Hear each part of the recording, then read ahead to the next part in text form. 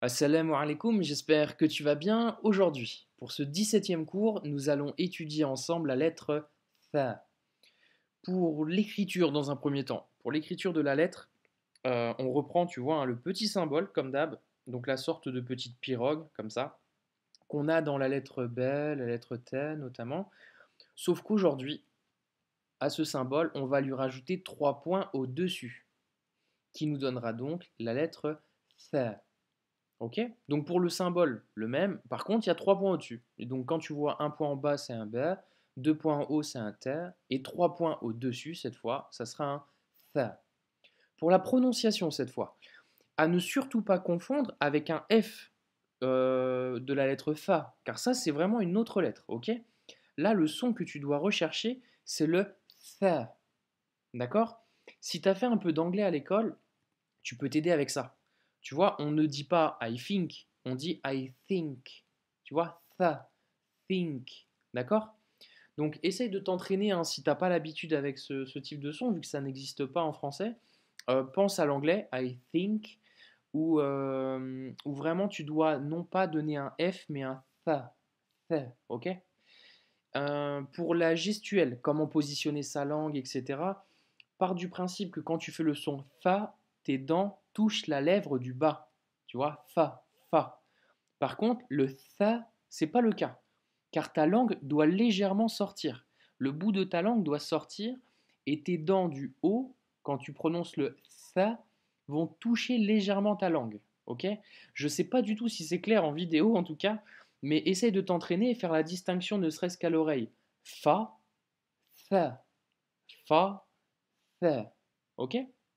Voilà en tout cas pour la prononciation. Donc, en ce qui concerne ton apprentissage, je t'ai remis ici les 28 lettres que comporte l'alphabet arabe. Je t'ai aussi ajouté le Hamza que l'on a vu lors des cours précédents. Et aujourd'hui, nous allons étudier la lettre Tha. Ok. Donc, à l'issue de ce cours, tu sauras lire tout ça. Alors, je te cache pas que tu as dépassé la moitié de ton apprentissage et que là, tu es sur des lettres un petit peu délicates. Je repense par exemple au Hamza, qui n'est pas forcément évident. Les lettres à points aussi, tu vois, le Jim, le Ha, le Kha, un petit peu délicat, je te l'accorde, et quelques nouveautés, quelques petites règles que l'on a vues, mais je te rassure tout de suite. Là, tu as dépassé la moitié de ton apprentissage. C'est une phase un petit peu délicate car il y a des règles d'orthographe qu'on est obligé de voir. Mais une fois que tu auras passé ces 5-6 cours un peu délicats, le reste, honnêtement, ça sera vraiment facile et tu sauras lire très prochainement, Inch'Allah, n'importe quel texte en arabe avec les voyelles. Allez, pour la consonne tha, la consonne du jour, on va lui appliquer tout de suite les voyelles, hein, comme d'habitude. Donc ici, nous avons thi, thu, tha, et enfin thin, thun, than. Voilà pour les voyelles courtes. Voyelles longues, ici tu as le thi, ici tu as le tha. T'inquiète pas, c'est normal. Je t'explique juste après, hein. Tu vas te dire, mais qu'est-ce qu'il me raconte aujourd'hui? Ici, je t'explique juste après. Mais ici, réellement, ça se lira tha. Enfin, on continue. Ici, là, tu connais, hein, normalement, là, il n'y a pas de problème. Ici, tu as le thou. Et enfin, tha. Ok. Donc, le premier, tu connais. Le troisième et le quatrième, tu connais. Donc, pas de changement. Ici, c'est un i long. Ici, c'est un ou long. Et ici, c'est un a long. D'accord. La petite nouveauté, c'est ça aussi. Donc, en plus de voir la consonne tha, on va voir ça. Ça s'appelle un alif maksoura. T'es pas obligé forcément de retenir le nom, hein, honnêtement, mais c'est une petite nouveauté. Je te rassure tout de suite, cette lettre est très rare, ok. C'est une voyelle au passage, et c'est vraiment très très rare de la voir. Par contre, vu que parfois, si tu vas tomber sur cette lettre, il faut la comprendre et savoir la lire. Ça marche? Donc pour l'écriture, ça s'écrit comme un i long, comme la lettre ya. Sauf que comme tu vois, elle n'a pas de point. Donc quand tu vois ce petit symbole sans les points, c'est forcément une voyelle et ça se lira comme un alif, donc comme un A. Donc ça et ça, c'est le même son. Ok. Alors, on me demande pas pourquoi, honnêtement, mais enfin, en vrai, il y a une vraie raison, hein. Il y a certaines catégories de mots qui qui doivent s'écrire le alif maksura. Il y a par exemple les noms d'origine étrangère. Je vais prendre l'exemple de Moussa, alayhi salam. Tu vois, le prophète Moussa, eh bien, ça s'écrira, le A de Moussa, ça s'écrira avec ça. Voilà, donc c'est un exemple parce qu'à la base, c'est pas un prénom arabe. Donc du coup, c'est considéré comme un nom étranger à la langue. Donc du coup, ça s'écrit avec ça. Mais je rentre pas dans les détails honnêtement. Le but aujourd'hui, c'est que tu saches lire. Donc quand tu tombes là-dessus, tu sais que c'est un thi. Et quand tu tombes là-dessus, tu sais que c'est un tha. Et ici, même chose.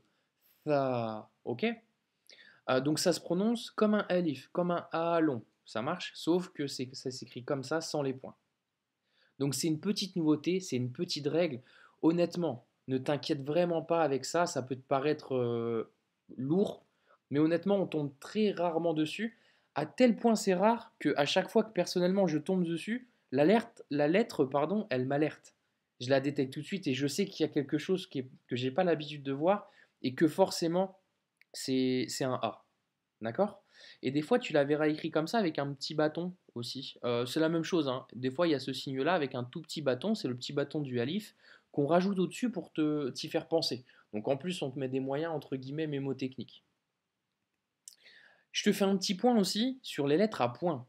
Donc, on en a vu pas mal aujourd'hui, depuis le début en tout cas. Donc, tu te souviens, un point en bas, c'est le B, donc bas, bas. Deux points en haut, c'est le T. Tu te souviens, hein.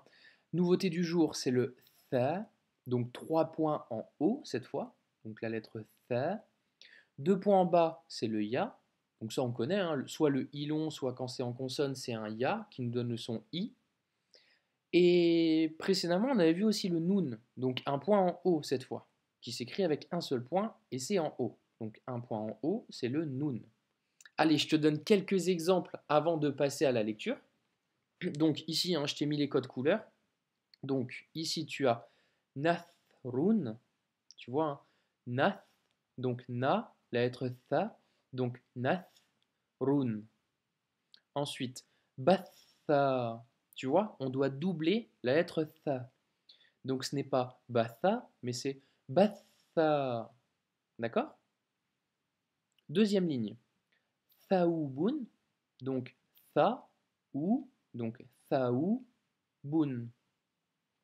Thaoubun.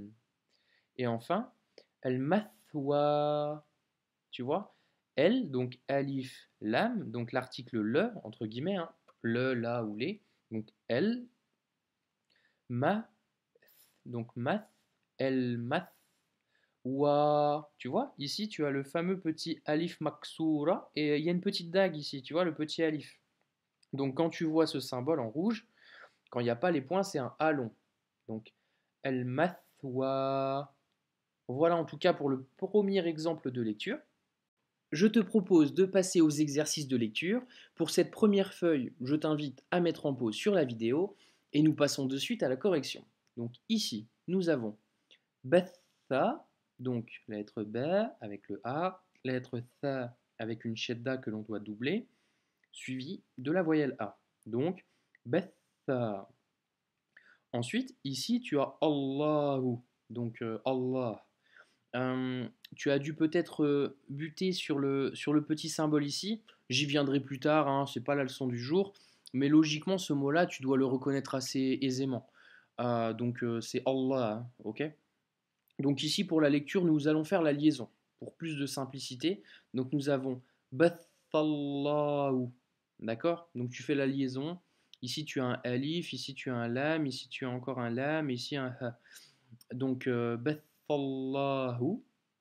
Ensuite, min, donc la lettre mim avec le i, mi, la lettre nun avec soukoun, donc min, la particule, hein, c'est une particule ici, donc min. Ensuite, adama, donc ici tu te souviens aussi, hein, le alif avec la petite vague, c'est un a long, d'accord? C'est un a prolongé, c'est on va dire un alif un peu en deux temps. C'est pas un a, c'est un a allongé, donc on lui met une petite vague parce il est seul, ok? Donc Adama, wa, donc ici wa, hein, la consonne wa avec le a, wa.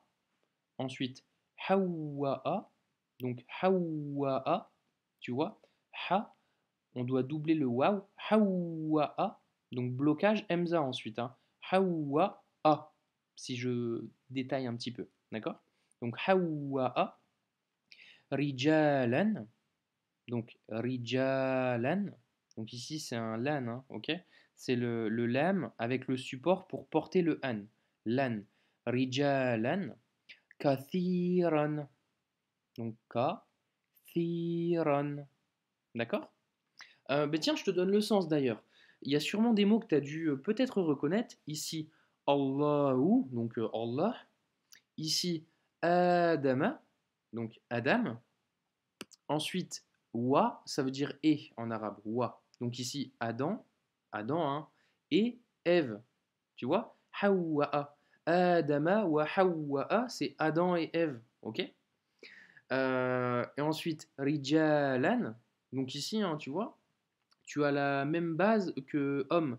Rajulun, tu te souviens? Rijalan, donc c'est la même racine. Et ensuite, kathiran. Donc si tu regardes, ici tu as Allah, ici tu as Adam et Ève, ici tu as homme, et ça veut dire beaucoup d'hommes. Donc concrètement, le sens derrière ça, c'est que Allahu a diffusé, ou du moins a fait descendre, par le biais de Adam et Ève, beaucoup d'hommes. Ok? Voilà pour le sens, hein. Alors la traduction française, mot pour mot, c'est pas la plus juste, mais en tout cas c'est le sens qui est derrière cette phrase. Passons au deuxième exercice de lecture. Je te propose, comme d'hab, de mettre en pause et on y va pour la correction.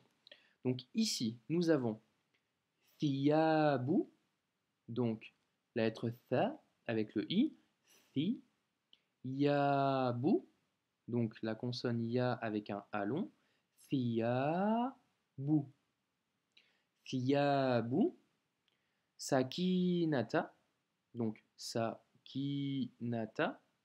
Ici, tu te souviens, hein, c'est un ta marbuta. En fin de mot, la petite boucle avec les deux points, c'est ce qu'on appelle un ta marbuta. Et donc, ça se lit te. Ok, deux points haut, c'est un te, hein, de toute façon. Donc, sakinata, muttasiratun. Donc, la lettre mim avec le ou, mou. La lettre te avec une shedda, donc on doit doubler la consonne. Et il y a la voyelle a. Donc, mutta. Tu vois, c'est pas muta, c'est mutta. Siratun. D'accord? Donc ici, hein, tu vois, la lettre Ra avec un point au-dessus, c'est Ra. C'est pas un Ha, c'est pas un Jim. Hein. Ra ici. Ratun. Ratun. Ok? Ensuite, deuxième phrase. Nous avons Bil Midadi. Alors je détaille un petit peu. Ici, la lettre Ba avec le I. Bi. Ensuite, tu as le alif lam, tu vois, donc le fameux article le, la, les en français. Alif lam. La petite particularité ici, c'est que quand tu as que c'est accroché le alif lam, tu fais la liaison.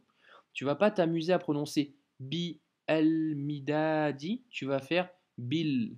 Tu fais la liaison directement. Ok, c'est une petite nouveauté aussi, mais honnêtement. En lisant, tu vas voir que ça vient naturellement. Au début, personnellement, quand j'ai appris cette liaison-là, je me disais comment je fais, etc. Mais au bout de deux, trois fois, la liaison se fait naturellement, tu vois. Si tu t'amuses à faire bi el midadi, tu vas pas t'en sortir. Donc tu vas faire tout de suite bil. C'est logique en fait. Bil midadi. Ok. Ensuite, pour la fin, ici nous avons thalathatu thiranin. C'est le la long de halal, tu sais. Donc lam avec un a long. Thalathatu thiranin. Voilà. D'ailleurs ici, tu vois, thalatha, c'est le chiffre 3 en arabe. Alors je sais qu'en dialecte ça se dit, en tout cas je pense, thalatha ou thalatha, tleta. En arabe, on va dire littéraire ou arabe moderne, ça sera comme ça. Thalatha, ok? D'ailleurs, je te l'ai mis dans les mots de vocabulaire ici, tu vois. Thalathatun, c'est trois en arabe. Ok? Donc, thalathatun. C'est aussi un bon moyen mémotechnique, si tu connais ce mot, thalathatun, de retenir trois points en haut, comme le mot thalatha. Ok? Donc, ça peut être aussi un bon moyen technique. Je t'ai mis aussi la neige, donc thaljun, Donc, thal, jun, c'est une neige pour le coup, car il y a un, donc c'est indéfini. Et enfin, je t'ai mis hadith. Honnêtement, j'aime beaucoup ce mot. Donc, un hadith, c'est un récit prophétique généralement. C'est un récit, une parole, un acte. Et ça s'écrira comme cela. Tu vois? Hadith. Tu vois le son th. On dit pas hadith. On dit pas hadith. On dit hadith. Tu vois, pour le son, ça peut t'aider aussi.